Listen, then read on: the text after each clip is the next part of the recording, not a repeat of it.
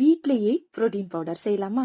ரொம்ப போஷான சத்தான பொடி, சின்னவங்கள்ல இருந்து பெரியவங்க வரைக்கும் இத தாராளமா சாப்பிடலாம். இதை செய்ய கருப்பு கவுனி அரிசி, ராகி, கோதுமை, பார்லி, பாசிப்பருப்பு, கொள்ளு, உளுந்து, பொட்டுக்கடலை, வேர்க்கடலை, முந்திரி, பாதாம், ஜவ்வரிசி, சிவப்பு மட்டை அரிசி எல்லாம் கொடுத்திருக்க மெஷர்மெண்ட்ல எடுத்து லோ ஃபிளேம்ல தனித்தனியா ரோஸ்ட் பண்ணி ஆற விட்டு அதோட 5 ஏலக்காய் சீட்ஸ் மட்டும் ஃபிளேவருக்கு எடுத்து பேட்ச் பை பேட்சா மிக்ஸில பவுடர் பண்ணி மொத்தமா போட்டு மிக்ஸ் பண்ணிட்டா புரதம் பொடி தயார்.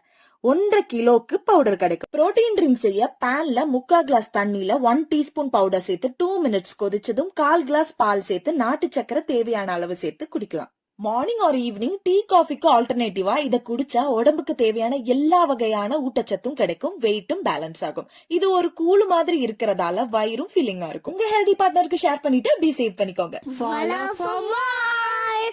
Bye.